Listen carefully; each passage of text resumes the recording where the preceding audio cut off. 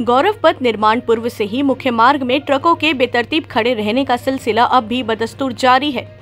Transport नगर में parking की व्यवस्था अधूरे होने के चलते वाहन चालक शहर भर की सड़क और गलियों में ट्रकों को खड़ी करने मजबूर है। इधर पुलिस लगातार शिकायतों से तंग आकर कार्यवाही करते मुख्य मार्ग कर किनारे लौह अयस्क से भरी हुई ट्रकों के पहियों के हवा निकाल दिए, जिससे ट्रक मालिकों को बड़ा नुकसान हुआ।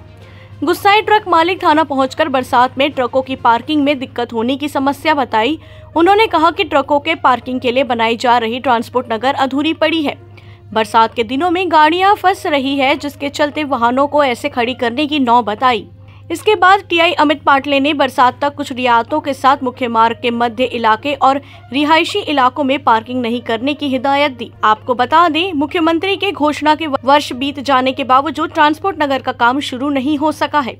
उक्त स्थान पर आसपास के लोगों द्वारा लगातार अतिक्रमण जारी है। राजनीतिक दबाव के चलते प्रशासनिक अधिकारी नोटिस देकर कार्यवाही तक नहीं कर पा रहे हैं। हाल ही में समतलीयकरण का काम भी रुकवा दिया गया है, जिसका खामियाजा पूरे नगर के लोग भुगत रहे हैं।